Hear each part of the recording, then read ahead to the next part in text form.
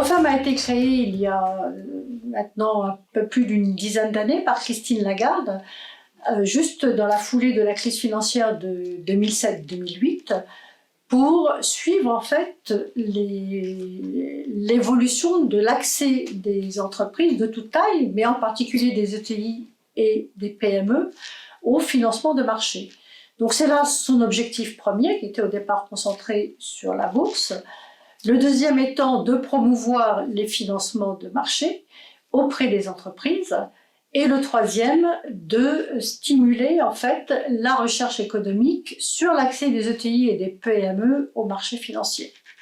L'Observatoire remet chaque année un rapport au ministre de l'économie, des finances et de la relance et vise, et cela me paraît particulièrement important, de rassembler sur son site l'ensemble de données concernant les financements de marché des entreprises, c'est-à-dire non seulement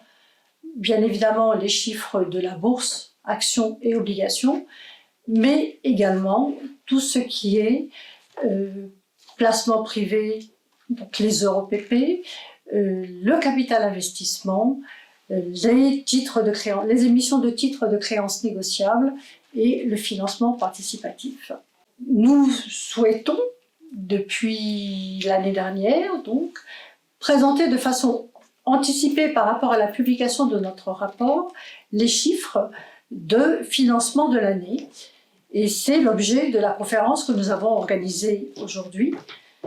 La question des financements de marché nous paraît particulièrement importante, même si la France a une situation spécifique en Europe sur ces financements, puisqu'en fait, ils représentent environ 36% du financement des entreprises, alors que la moyenne en Europe est plutôt de l'ordre de 25%. Tout simplement parce qu'on voit bien qu'aujourd'hui, non seulement la régulation qui a été mise en place après la crise financière de 2007-2008, mais également le contexte géopolitique et économique, va nécessiter aux entreprises d'aller chercher des financements complémentaires au financement bancaire. Et les financements de marché sont donc là pour les aider à financer et à trouver donc les moyens de financer leurs investissements. Et ces investissements seront particulièrement importants à un moment où elles doivent en fait se transformer de façon assez radicale pour faire face à tous les défis en matière, d'une part bien sûr de transition écologique et de transition numérique, mais aussi sans doute